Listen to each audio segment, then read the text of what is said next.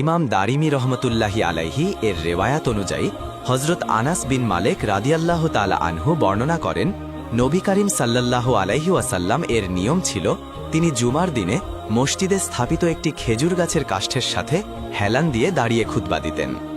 একদিন একজন সাহাবী নবী করিম সাল্লাল্লাহু আলাইহি ওয়াসাল্লামের নিকট এসে বললেন, হে আল্লাহর রাসূল সাল্লাল্লাহু আলাইহি ওয়াসাল্লাম, আমি কি আপনার জন্য এমন কিছু প্রস্তুত করতে পারি যা আপনার খুতবার সময় আপনার জন্য আরামদায়ক হবে? রাসূল সাল্লাল্লাহু আলাইহি ওয়াসাল্লাম তখন তাকে অনুমতি দিলেন। অনুমতি পাওয়ার পর তিনি নবী করিম সাল্লাল্লাহু আলাইহি ওয়াসাল্লামের জন্য একটি মিম্বর তৈরি করলেন। এই মিম্বরটি ছিল 3টি স্তরের এবং নবী করিম সাল্লাল্লাহু আলাইহি ওয়াসাল্লাম তৃতীয় স্তরে বসে গেলেন। যখন নবী করিম সাল্লাল্লাহু আলাইহি ওয়াসাল্লাম প্রথমবার মিম্বরে বসলেন, তখন সেই খেজুর গাছের কাষ্ঠটি নবী করিম সাল্লাল্লাহু আলাইহি ওয়াসাল্লামের বিচ্ছেটে গরুর মতো আওয়াজ করতে লাগল এবং তিনি খুব জোরে ক্রন্দন করতে লাগলেন। সমগ্র মসজিদের মুসল্লিরা তার শোকের আওয়াজে বিষণ্ণ হয়ে গেল। নবী করিম সাল্লাল্লাহু আলাইহি ওয়াসাল্লাম মিম্বর থেকে নেমে আসলেন এবং খেজুর গাছের নিকট গেলেন। তিনি গাছটিকে আলিঙ্গন করলেন। তখন খেজুর গাছটি শিশুর মতো কান্না করছিল।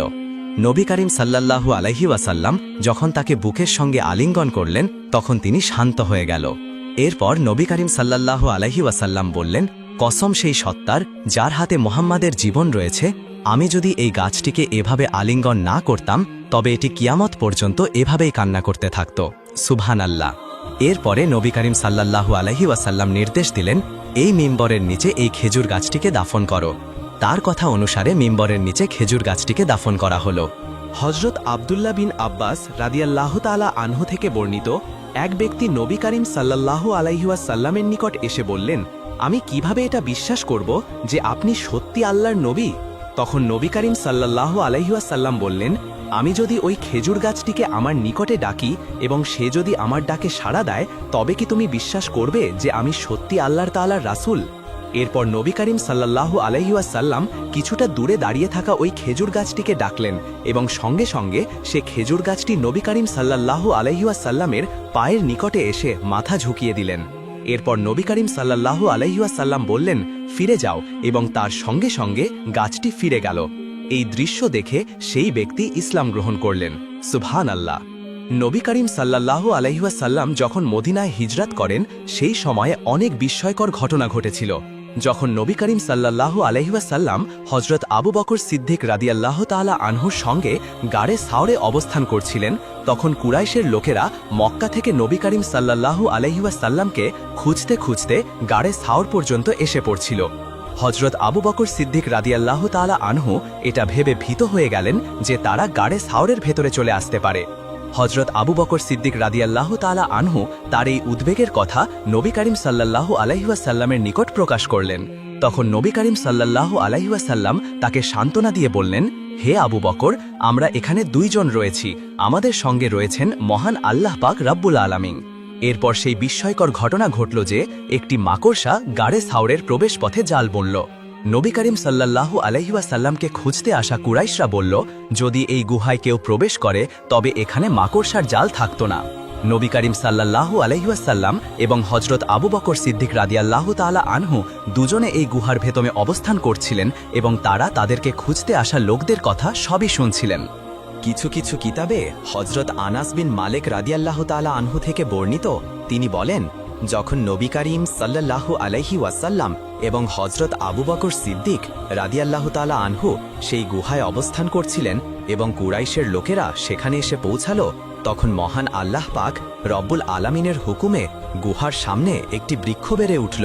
বন পাখিরা সেখানে বাসা বাঁধল এবং ডিমও পারল এবং মাকড়সা জাল বুনল।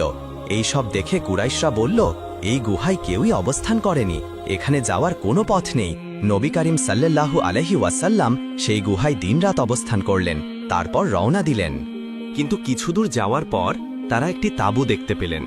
তাঁবুর বাইরে একজন মহিলা বসেছিলেন। তিনি ছিলেন উম্মে মাআবাদ রাদিয়াল্লাহু তাআলা আনহা, যিনি তখনও ইসলাম গ্রহণ করেননি, এবং তিনি ছিলেন একজন সাহসী ও সৎ মহিলা। নবী করিম সাল্লাল্লাহু আলাইহি ওয়াসাল্লাম উম্মে মাআবাদের নিকট একটি বকরি দেখতে পেলেন।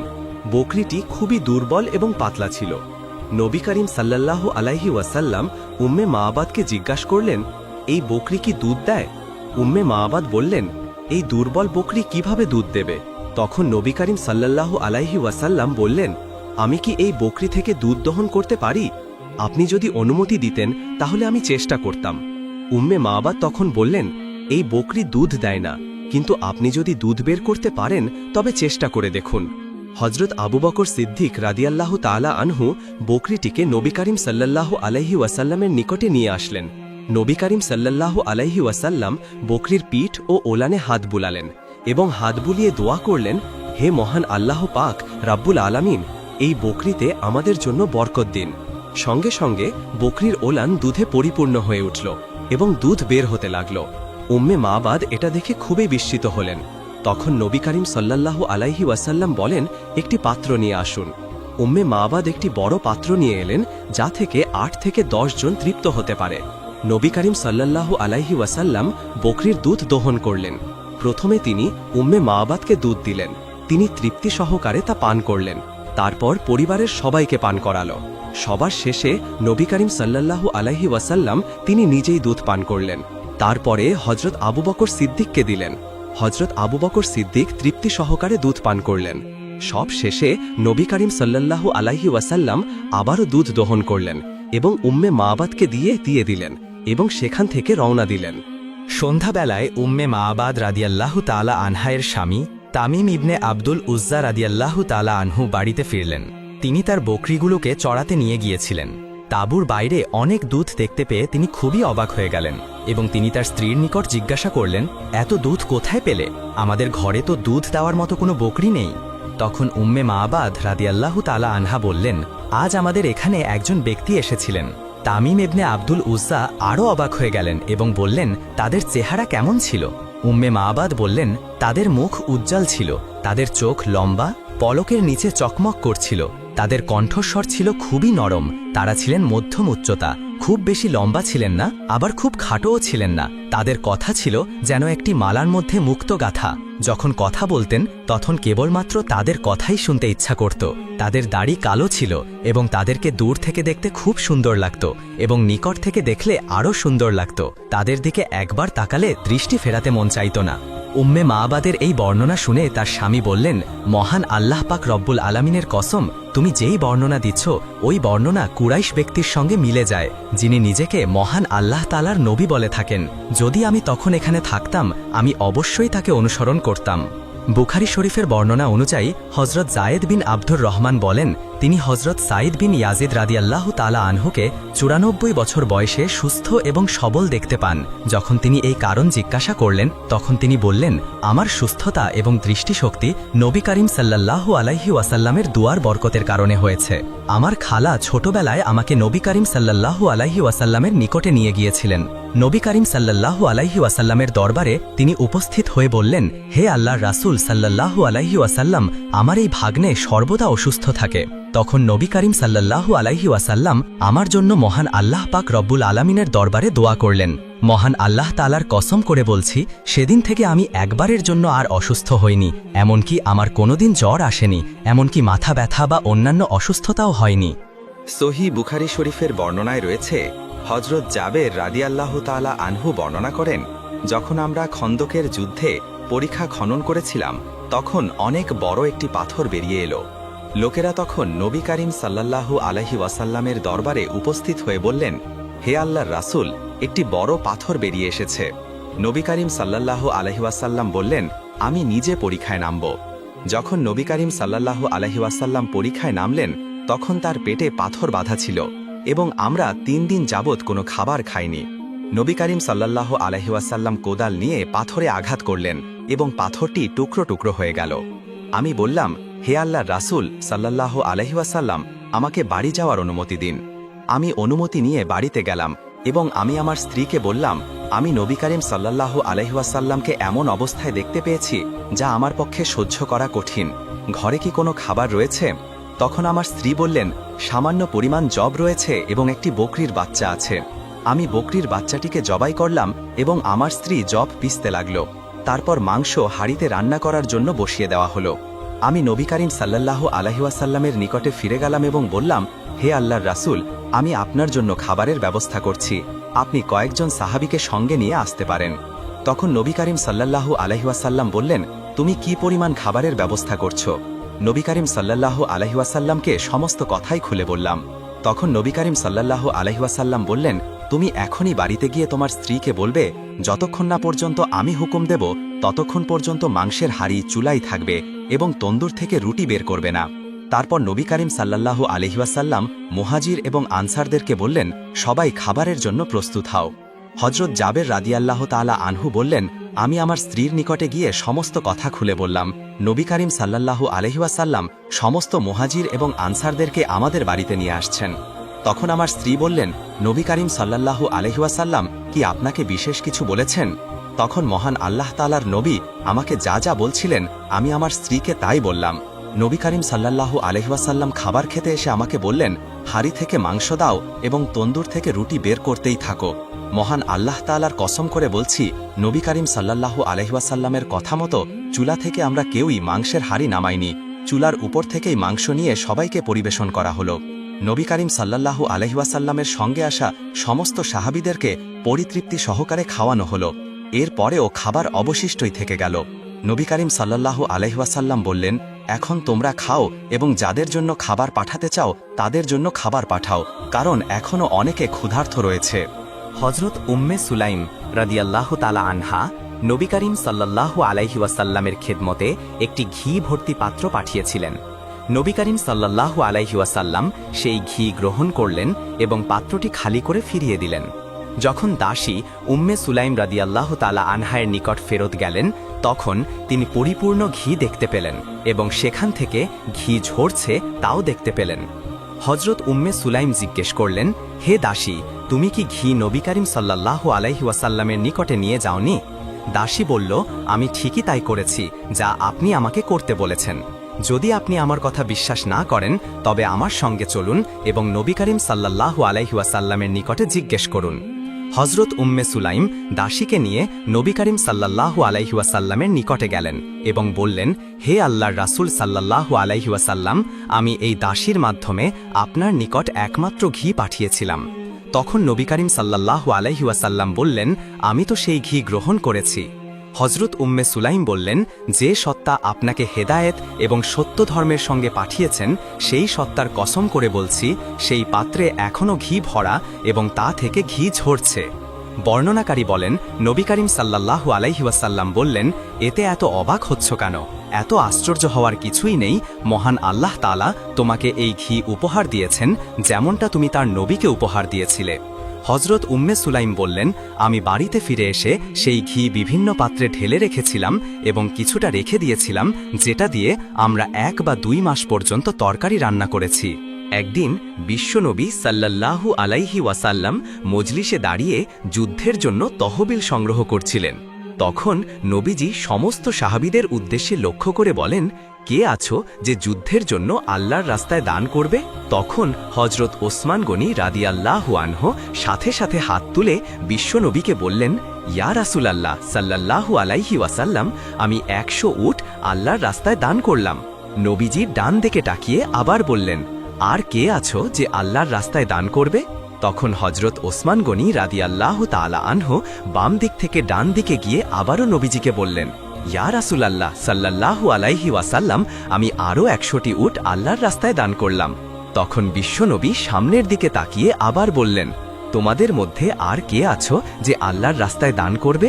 তখন হযরত ওসমান গনি রাদিয়াল্লাহু তাআলা আনহু সামনের দিকে এসে আবারও হাত তুলে বললেন, ইয়া রাসূলুল্লাহ সাল্লাল্লাহু আলাইহি ওয়াসাল্লাম, আমি আরও 100টি উট আল্লাহর রাস্তায় দান করলাম। এভাবে বিশ্বনবী 6 বার ঘোষণা দিলেন, আর 6 বারই হযরত ওসমান গনি 100 করে 600টি উট আল্লাহর রাস্তায় দান করলেন। অতঃপর বিশ্বনবী অত্যন্ত খুশি হয়ে গেলেন। তখন হযরত ওসমান গনি নবীজিকে বললেন, ইয়া রাসূলুল্লাহ, আমি আরও 100টি ঘোড়া আল্লাহর রাস্তায় দান করলাম। অতঃপর নবীজি অত্যন্ত আনন্দিত হয়ে গেলেন। এবার উসমান গনি নবীকে উদ্দেশ্য করে বললেন, হে আল্লাহর রাসূল, আমার দান এখনো শেষ হয়নি। নবী গো, আপনি একটু অপেক্ষা করুন, আমি এখনই ঘর থেকে আসছি। এই বলে হযরত উসমান গনি রাদিয়াল্লাহু তাআলা আনহু তার বাড়িতে চলে গেলেন। ঘরের ভিতরে গিয়ে উসমান তার রুমালটি বিছিয়ে দিয়ে তার বিবিকে উদ্দেশ্য করে বললেন, বিবি, ঘরের মধ্যে স্বর্ণ, অলংকার, মুদ্রা যা কিছু আছে সব কিছুই এই রুমালের মধ্যে রাখো।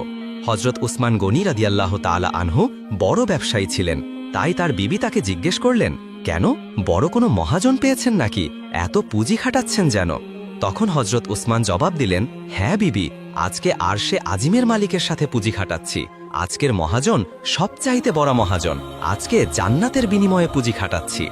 এই বলে হজরত উসমান গনি রাদিয়াল্লাহু তাআলা আনহু নবীজির দরবারে এসে পৌঁছালেন। হজরত উসমান গনি রাদিয়াল্লাহু তাআলা আনহু তার হাতে থাকা স্বর্ণমুদ্রার রুমালটি নবীজি সাল্লাল্লাহু আলাইহি ওয়াসাল্লামের হাতে তুলে দিয়ে বললেন, ইয়া রাসূলুল্লাহ সাল্লাল্লাহু আলাইহি ওয়াসাল্লাম, আমি আমার ঘরের সমস্ত অলংকারগুলো এবং স্বর্ণমুদ্রাগুলো সবকিছু আল্লাহর রাস্তায় দান করে দিলাম। বিশ্বনবী রুমাজের প্যাকেটটি হাতে নিয়ে আকাশের দিকে তাকিয়ে দোয়া করলেন, আল্লাহুম্মা ইন্নী রাদিতু আন উসমান ফারদিয়াহু। হে আল্লাহ, আমি জমিনে আমার উসমানের উপর খুশি হয়ে গেলাম, আমার উসমানের উপর রাজি হয়ে গেলাম, তুমি আর সেও আমার উসমানের প্রতি রাজি খুশি হয়ে যাও। সুবহানাল্লাহ, সুবহানাল্লাহ। এরকম ভাবে রাসূলুল্লাহ সাল্লাল্লাহু আলাইহি ওয়াসাল্লাম হযরত উসমান গনি রাদিয়াল্লাহু তাআলা আনহুর প্রতি রাজি খুশি হয়ে আল্লাহ পাক রব্বুল আলামিনের দরবারে দোয়া করতে থাকেন। আর রাসূলুল্লাহ সাল্লাল্লাহু আলাইহি ওয়াসাল্লামের দোয়ার কারণে এবং উসমান গনি রাদিয়াল্লাহু তাআলা আনহুর দানের কারণে আল্লাহ পাক রব্বুল আলামিনও তার প্রতি রাজি খুশি হয়ে যান। অন্য আরেক দিনের ঘটনা। একদিন মা ফাতেমা জায়নামাজে বসে কান্না করছিলেন। এমন সময় বিশ্বনবী সাল্লাল্লাহু আলাইহি ওয়াসাল্লাম হযরত ফাতেমার ঘরে প্রবেশ করলেন। নবীজি ফাতেমার কাছে এসে মা ফাতেমাকে বললেন, হে মা ফাতেমা, তুমি তোমার জায়নামাজের কোনা উল্টে দেখো তো।